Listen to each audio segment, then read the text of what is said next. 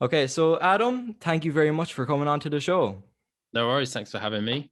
I found you on TikTok and I really like what you're doing. You're growing pretty fast, aren't you?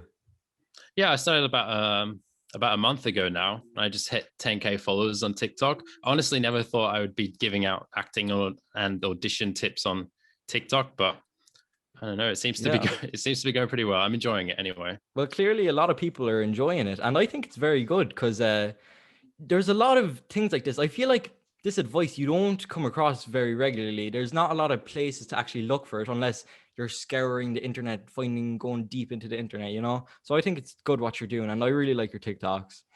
No, thank you. And I feel like there's some casting director workshops or stuff you could find on YouTube, but in terms of accessibility on social media, it's not something that I don't think you'd find many casting assistants or casting directors talking about this kind of stuff on TikTok, for example, and that's probably why people find it yeah, and the engaging. time as well, like 1 minute long TikToks. I think it's great for the attention span and all that. Not a lot of people are going to listen to a 40-minute video of casting, you know, Unless they really want to. Yeah. So unless they're yeah, really like you into it. say, yeah. No, TikTok's great for that. I honestly really enjoying it, and I think it's great. Yeah. So what would you say you do? Are you a casting assistant? Yeah, that's what you do. I was previously a casting assistant. Yeah. So now I work on live TV. I'm working on the news here in Canberra. So I moved cities. I used to live in Sydney here in Australia, and that's where I worked as a casting assistant. So I worked for a casting director, Yeah. and we cast a bunch of feature films and a TV series together. Oh yeah. And was Yeah. that a good job? Did you like it? Oh yeah, it was fantastic. Yeah, just working in terms of because I wanted to be a filmmaker. You want to be a filmmaker, right? Or you have some interest in filmmaking? I love Is that acting. That's correct? my main thing. Yeah. You're an actor. Okay, great. I wanted to be a filmmaker, and I still want to be a filmmaker, obviously. And I'd studied at uni, and I um I learned all about directing and writing, and that's what my main passion was. But then I realized, oh, after I got this job, I was like, this is actually the perfect place to learn how to direct actors and how the whole process works in terms of like I would talk to agents and producers, but then I'd also talk to the directors and the people who are actually making the shows. It was the perfect balance Yeah. um, for someone like me. So it was a great job. So is that the end goal, being a director? I'd love to be a director. Yeah, I've learned all aspects of the filmmaking process, obviously, and I just found that that's what I was best at. Like I lean on people who have better expertise, but then I also know how to manage and like I said, direct actors now, which is Yeah. something that's really would serve me in good stead. I'd say. And have you directed anything? Yeah, I've worked on short films. I haven't directed anything like majorly in terms of like a TV series or a film yet, but Yeah. you never say never. Still young. Exactly. Yeah. So when did this love of film start? When I was a kid, I think I started making films with my brothers, and when I was about 10, 9 years old, we just had a camera and I just make them run around the Yeah. garden and I'd film them and just went from there. And then school, I studied media and I just loved it. So I watched as many films as I could, TV shows, just loved it really from when I was young. Oh yeah, I'm the same here. Like since I was young, I can look back on like iPad footage and stuff just of crappy little skits and stuff me and my cousins used to make, and they're just the worst things, but they're so funny to look at. And that's how a lot of people get their start. And it's good, you know, it's good to look back on where you get your start. But how did you get into casting then? So when I moved cities, I moved from Brisbane down to Sydney, Mhm. and I didn't actually know I wanted to go into casting. I saw an ad for a digital project manager Right. at something that was called the Audition technique, which was like an online resource for actors who want to obviously become better at their auditions.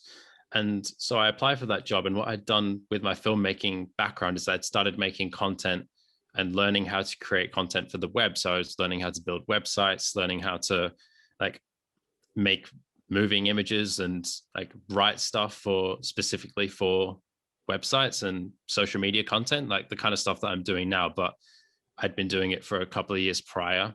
And so I applied for that job. I think I was still young. I was like 21 at the time. And so I went to this um, interview with this guy, and he's called Greg Apps. And I had no idea who he was. He was a casting director who'd been casting for, at that time, 35 years here in Australia. So he'd cast some of like he was obviously very well known, but he'd cast some of obviously our most famous and successful actors in their first film. So he cast like Russell Crowe in his first film, Wow. Guy Pearce, Hugo Weaving, a bunch of other famous actresses too. And so I went through the interview process with him, and then I realized after I got the job that he offered me, it wasn't just digital project managing, it was his casting assistant as well.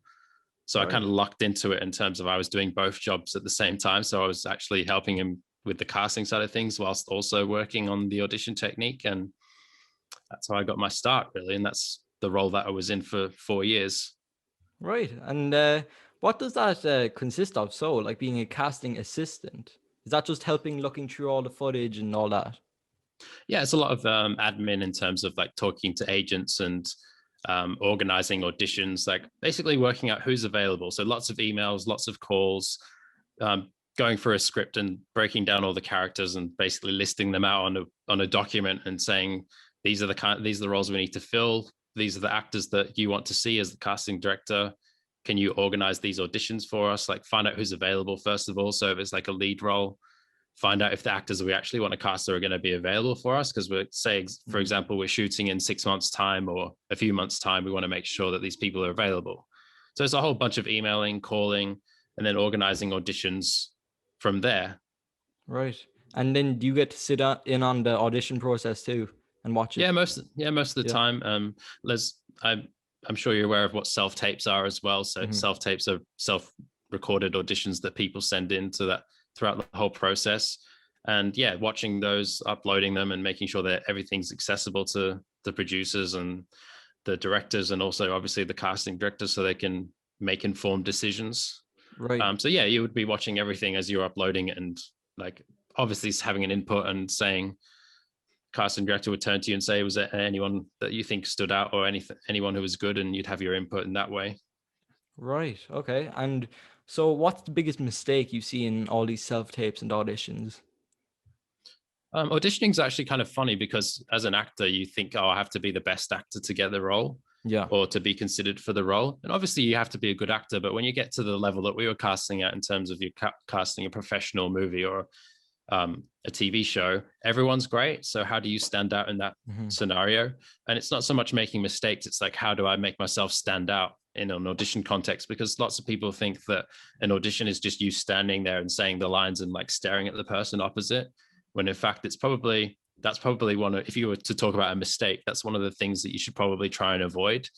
Not just standing there and saying the lines and staring at the person opposite, like incorporating different things, like having an image of the set in your mind. And it's not so much like incorporating props and stuff like that. It's having like natural distractions around you to actually make you, I think something that would be really helpful for actors is to actually sit down and watch a scene that's done by 100 people over and over, because then you'd get an idea of, okay, this is why it's boring to someone who's actually watching it. And you would see the this ones is that why I stand should out. try. Yeah, of course. Yeah, you'd see that, wouldn't you? If you were to watch something 100 times and then you'd realize, oh, the dialogue is not actually important because you know what's coming up. So the person who's created a character, like something that's unique to them and that doesn't necessarily follow what's on the page 100% of the time, is actually what helps. Like that's what helps you stand out in that context. Because a lot of the stuff I've been talking about on TikTok is like, how do you stand out in that specific context? It's not so much a how do you stand out on a set or how do you act on a set. This is specifically for auditioning because, like I've said, it's more its own art form than actually acting on a set.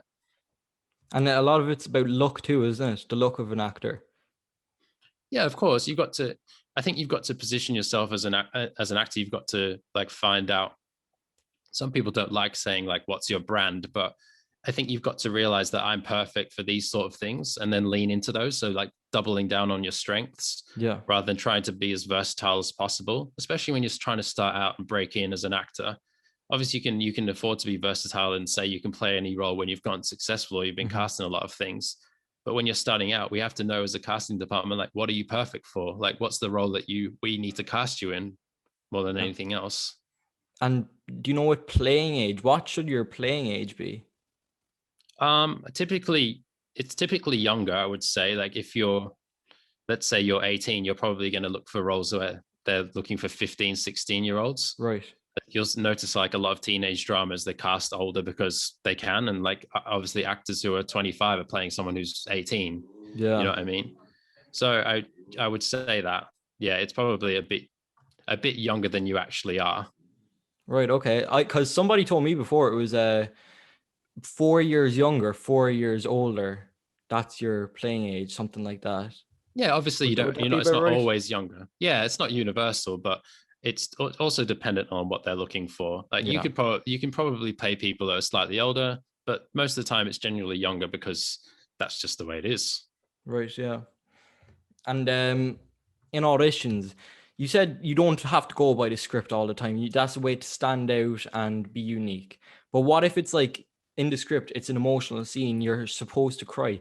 Would there be an option like could an actor not cry and play it straight? And because that would stick out. Because an acting coach told me before that sometimes like in real life it doesn't always go that way, like emotional sadness. There was a lady in Australia actually, and she lost her daughter, and they gave an interview the day after with her, and she didn't cry during it. She was straight talking to the camera saying, that's how it is, that's life, and we'll get on.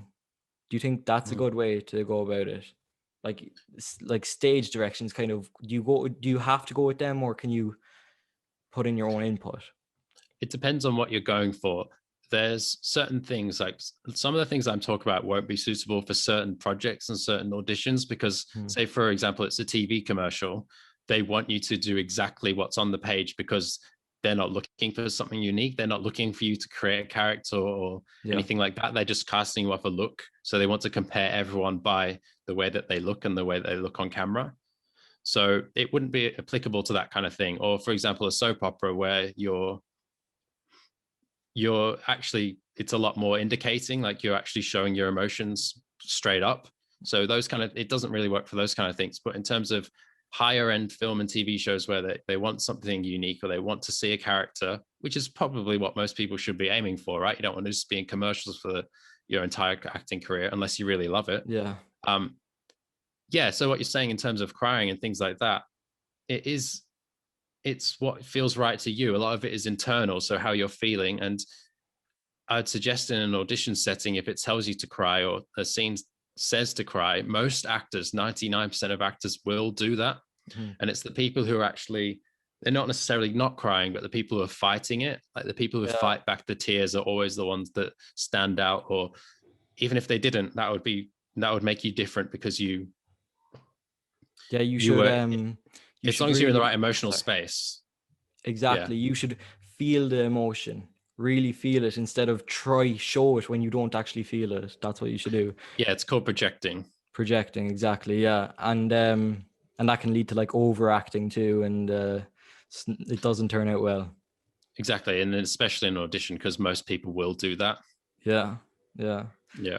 And do you know, for auditions for like a TV show or a movie or something, how deep into the character should you go? Or should you even try look into the character? Should you pick out pieces of the script, write it down, see what the character is like, and try get into character? Or should you just go in and play it? Like obviously there's sometimes where you get the script on the day and you just have to go in and straight read it, But should you Yeah. try go deep into character for auditions? I think it really depends on how your, like what your process is. I would suggest to some people to not overthink it, because then it gets into their mind and they Mm, start to like really get into a preset rhythm and they start to like not go with the flow or be spontaneous. yeah. It really depends what works for you. Some people, that going in deep into a character's backstory helps, and for others it doesn't. But sometimes it's best to not think about it and to overburden yourself. Like it's a lot more freeing if you're just like playing with a couple of adjectives in your mind, so in a scene, because you find different things. Like by just saying, oh, okay, I'm this time, oh, in this scene I feel like I would be anxious and excited, and just Yeah. going with those two adjectives and seeing where it takes you, rather than thinking about a whole paragraph of backstory. Does that make sense? That does, yeah. And for auditions, then, like you're going into a room, you get nervous. Do you have any tips on how to calm your nerves going in? Because obviously you shouldn't be nervous. You do this 100 times a year. But Mhm. every time you go in, you feel like you need to get this or it's the end of the world. Do you have any Yeah, I think as soon as you get out of that mindset of being like, I need to get this role, I Yeah. think that would help, because the next goal should always be the next audition. Because if you're regularly auditioning with that casting director, for example, it means they like you and they're just trying to find something to place you in. Like they think, okay, well, you might be perfect for this. Oh, Luke's going to be perfect for this at some point down the track. So as long as you're being consistent and you've got that in your mind going, all right, this is not the be all end all. If I don't get this, it's fine. Yeah. We're going in to collaborate rather than I'm in a lower position. Like we're equals here. Yes. Go in with that mindset and basically just center yourself, take some deep breaths and go in and go, all right, I'm going to be quietly confident here. And if what happens, happens, I'm going to go in and do my best work. I'm going to leave it with them. I'm going to give them my best work, and that's what they're looking for. Because at the end of the day, casting directors want everyone to be great. If they had everyone coming in and doing great auditions, they don't mind if you're nervous, but they don't want you to be nervous because it's not a big deal. Like they want you to go in and give your best work because that's what they want. They want to go to their producers and directors and say, hey, look, I've got 10 awesome auditions, as opposed to one awesome audition. Exactly. Yeah.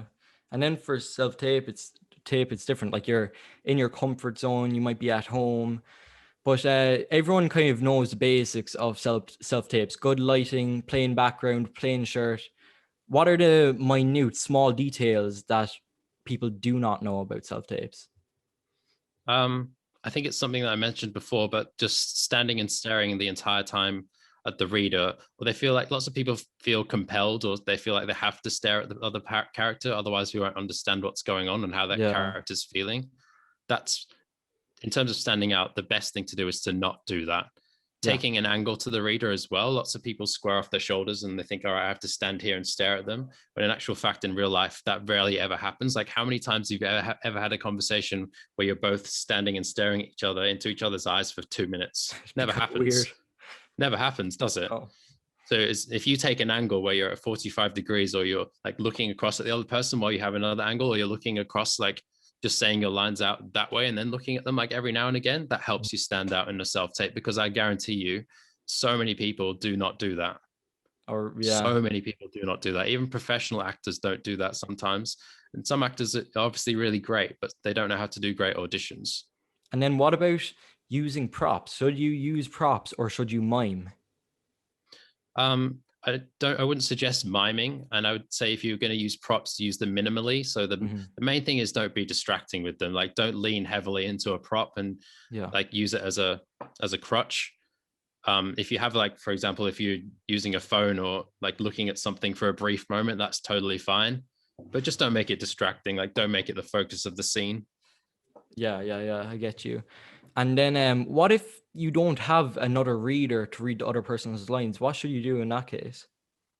You could, if you don't have anyone who can help you physically, try and get someone on a phone call or a Zoom call, so just to have them out loud so that you can pick them up on the camera's microphone saying those lines. Yeah. That's ideal.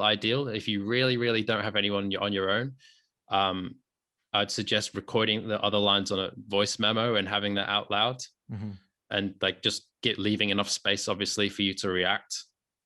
I tried that one time. It didn't go It's too hard, yeah. well. Yeah, it's very hard. No, it's hard, but unless they're fine with it. If you say, look, I don't have another reader, then they say that's fine. Just read your part. But ideally, you'd be reacting to the other lines. So try it. It's trial and error too. Like if you really try the voice memo thing and it doesn't work, that's fine. But if you can get it to work, I would suggest doing that. Yeah, it's a lot harder too to connect that way and not be Exactly. So distracted. it's a lot easier to do it live. Like if you have someone on a phone call, even like a friend or family member, Yeah. ideally, just to read the other lines. And they don't have to be an actor. They can just say the lines. It can be completely like, it doesn't have to be another performance on the other side. Like a reader can just say it, just say the words. It's fine. Yeah. And how do you go about finding these auditions? Well, the stuff that we were casting, most of the time it's sent to an agent. An agent, like, yeah. Our briefs are sent off to agencies. So if you don't have an agent, it's not the end of the world, but I'm just saying some of these opportunities you won't find because they'll be sent to people who are professionals who are looking for professional actors, people who are represented by reputable agents. But there's also open casting calls that come around now and again, and they're for smaller roles, or for example, they're for young kids. Like if it's a lead role, usually it's young kids who are cast off open casting calls because they're not traditionally on agents' books. Or there's something cultural, like if you've seen the Alfonso Cuarón film Roma, the lead actress in that would probably be being cast off an open casting call because it's not she's from a community that wouldn't usually be represented by a traditional agent. So open casting calls are great. They're fine. They're probably for smaller things. But at the end of the day, if you're starting out, by all means, go for it and get the experience of doing an open audition. Yeah, and how do you feel about the kind of acting websites? I don't know how they are in Australia, but like here in Ireland, we have Fish Pond, which is fairly reliable, and they put up a lot of ads though. That's kind of the only thing they put up. They do put up other things, but it's mainly ads. You kind of need an agent to get everything else around here. Yeah, that's probably where you'd start out, like doing auditions for commercials. And like I was saying before, it's not commercial auditions are kind of different because they're casting off looks and they're not really looking for great actors. They're just looking for a face, which is totally fine. Like that's how commercials are cast most of the time.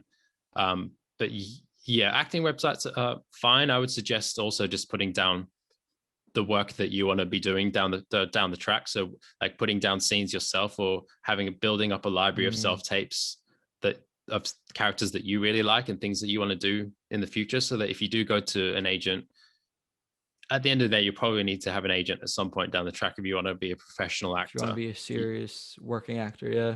And I getting that agent is about that. It is, yeah. I do think commercials and ads are a good way to get started and get comfortable around camera and crew though. That's what I do like about them. Yep. And how would you go about finding an agent? Would it be email? Yeah, I think it's a matter of research and doing your research over time, looking at things that have been made in your area or have been made in your country, and going through the smaller roles specifically and going, all right, these are the kind of things that I would be working towards if I was being represented, and finding out who those people are represented by, and then building up a knowledge of, okay, these are the half a dozen agents in my area or in my country, and these are the kind of people I want to be targeting down the track because they're helping out actors who are on my book. So the best way to judge an agent is to look at the actors on their books, look at the kind of roles that they're getting, and go, all right, is this suitable for me? It's not just going to the lead actor in a series and going, all right, they were represented by this person.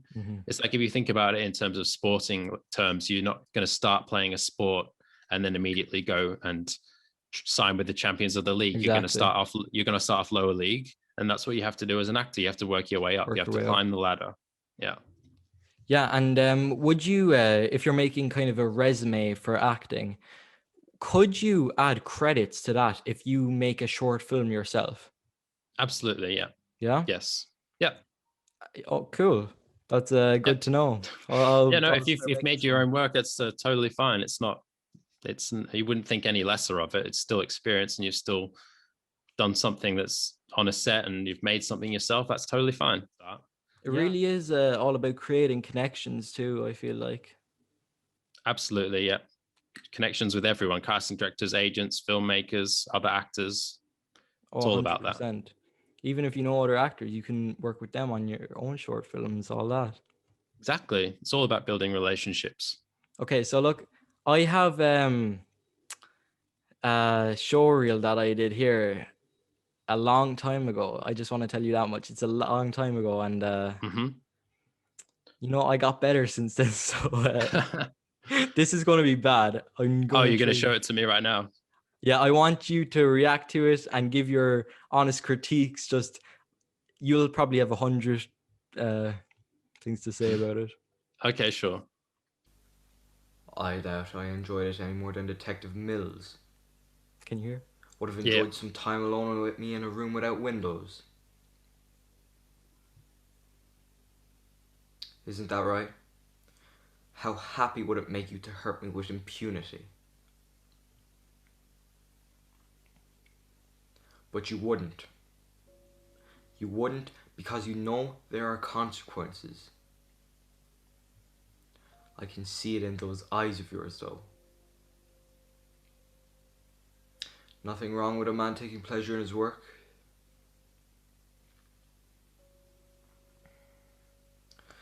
I won't deny my own personal desire to turn each sin against the sinner. I only took their sins to logical conclusions.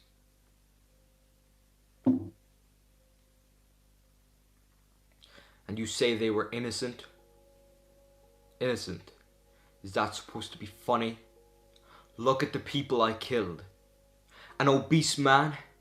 A disgusting man who could barely stand up? Who, if you saw on the streets, you point so your friends could join in along you mocking him?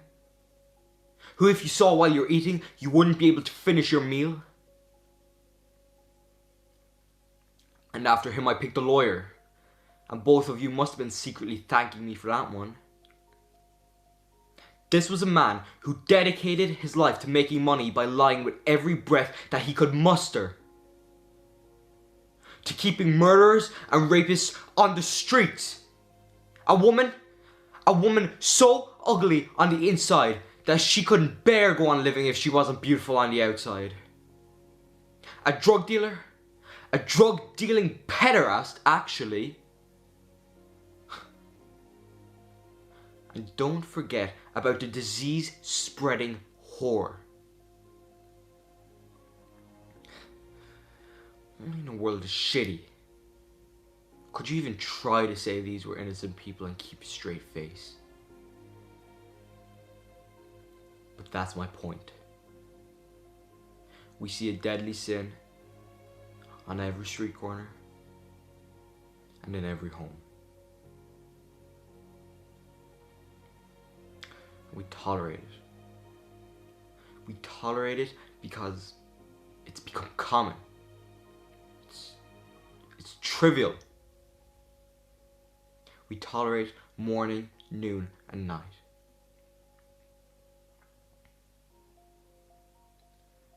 Not anymore. I'm setting the example.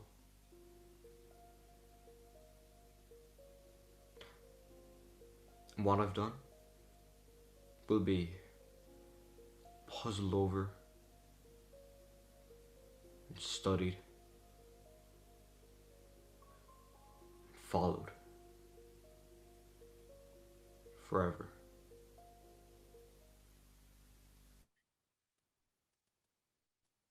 Okay. Okay. I recognize the scene. Yeah. I'm pretty Kevin sure Spacey, I probably saw the movie like 2 weeks before that, and I was like, oh, I know what I'm doing. Kevin Spacey from Seven, right? Yeah. Yeah. Yeah, so a couple of things. First of all, did you put the music behind it? Yeah, don't have the music. Don't have the music. I can't believe I done that. And if you're sending a scene to someone like that, make sure it's short. So have like 90 seconds, 2 minutes. Yeah. It's fine to play, like, even if you took half of that scene from the beginning, because you're not showing them anything different from minute 1 to minute 2. So by showing them 1 minute of that, they would be absolutely fine with seeing that. So like some of the things I was mentioning before, having distractions would be a huge game changer, and also taking an angle. I would have actually liked to see you do it standing up so that you're able to move around a bit more, make it interesting in terms of like keeping the relationship between you and the reader or the readers different. Like you had the multiple eye lines, that was good. But it's a matter of taking it further, taking that angle, like that 45-degree angle, or do you it doesn't have to be 45. For the but... eye lines, actually, so the camera was there set up, and I printed out 2 faces of policemen. I stuck them each side, and I thought you were gonna say I printed out Morgan Freeman's face and Brad Pitt's face and put them on both sides. That would have been even better. Yeah. In character, really getting into the scene. No, yeah, like I was saying, like having the eye lines is great and that was fine, but it's finding distractions. Like even if you were saying words down into your lap, like looking at your hands while you were saying something, that would make it more natural, I'd say, rather than staring. Yeah. And if you did stay sitting down, that's fine. Just take that angle and choose when to look at them, so that if you were saying stuff out into the world, it's actually better because you're saying it to the audience rather than saying it to them. And then when you do turn and face them, like for example, if you were turning to face them on a specific line, it gives it more meaning. So that's what I would suggest. But yeah, no music, shorter, and eye lines, distractions, finding unique rhythms to it. Yeah, I'd say the biggest mistake there was the music, probably. Yeah, I don't think, do the music. was this another mistake that I made? I saw the movie before I done that self-tape, so I was kind of copying the performance from the movie. Yeah, not great. And also, Yeah. something I've said to people in the past is don't pick really popular scenes, because then, like what happened when I was watching it was like, oh, I recognize it from Seven, so I'm Yeah. immediately comparing you to Kevin Spacey, and it's never going to work out well for you because we're Can't beat comparing you Kevin to Spacey. someone who's nailed the role previously. So yeah, no, it's not a great idea to do something that's really popular. How do you feel about Or people for a writing popular their film. own like If you write a great scene that's perfect for you, absolutely. yeah. Absolutely. Writing your own is fine. It's what I've suggested to people in the past, because it's like, well, I'm writing something that's perfect for me, so why wouldn't you? Yeah. And how do you feel Yeah. that it was a monologue? Do you think it would have been better if it was two speakers? No, not necessarily. Like lots of audition scenes are like scenes where you're acting opposite someone else, like another character's got other lines for you to react to and things like that. But not the end of the world if it's a monologue. No. Acting is reacting. Yes, acting is listening as well. It is, isn't it? That's a big thing. Yeah. And that's what I'm trying to get better at too, is really listening and taking in what the other person is saying. Because a lot of the Yeah. times actors are just waiting to get to their line to say it, you know? And you notice it, yeah. If you're watching Do. audition tapes, you do notice it. And then, okay, so obviously there's actors in all these small towns having their agents and stuff. How do you feel about, like, everyone's dream is kind of, oh, move to New York or LA? How do you feel about that? Do you think it's oversaturated now? I think it's been oversaturated for a long time, but I Yeah. feel like people want to jump ship because they think, oh, I want to be successful and be where all the successful people are. And that's absolutely fine, but you need to understand you're going to somewhere that's really competitive, firstly. But secondly, think about the opportunities that you could actually carve out for yourself where you are already. Like, what's to stop you like crushing it in Ireland or the UK or wherever you are? What's to stop you doing that? And you'd probably get more opportunities if you did do an amazing film or TV show in Ireland or the UK and then went to the US, like don't immediately think I have to go to Broadway or Hollywood just because that's where everyone else is. Yeah, that's how, like, most actors, like big actors like Colin Farrell and all them from Ireland, that's how they get their start. They're working in Ireland, and then a director from America or London or England or anywhere would see that and then be like, I think you're good for this. Come over here and audition. That's how they get Exactly. So, started. and famous directors watch other directors that they love. Like there'll be plenty of directors in the US who watch UK films or they watch Irish films, and that's where they get their start. They'll see actors all over, and it's casting directors too and producers, and you never know who's going to watch something that's really great and based in your country. And I've said it to people who even don't speak English. It's like, if you're in a great German film or if you're in a Spanish film, like you could get really recognized if you went to the Cannes Film Festival and bumped into people there. Like you never know. Yeah. So I don't immediately think I have to go to Hollywood. No, not at all. And then, like, just lastly, what advice would you give to people starting out? Just to start and practice as much as possible. Yeah. Like do a self-tape as much as possible, get in front of a camera as much as possible, because you'll become comfortable with the process. And so when eventually, if you do get the chance to audition or you want to make your own work, you'll be able to nail it and you'll be able to knock it out of the park. You'll be as comfortable as possible. You'll feel easy with the process.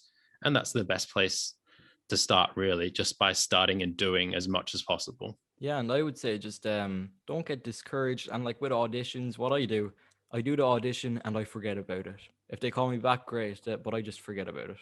Exactly. Move on and think about the next one. So look, Adam, thank you for coming on. And is there any socials or anything you want to plug? Yeah, well, you can follow me on Instagram. I'm posting some of my like live Q&A stuff there, and also my TikTok is Adam_Jiwa, Instagram Adam_Jiwa. So follow me if you like. And yeah, thanks so much for having me, Luke. I appreciate it. Thank you. It was fun. It was really fun.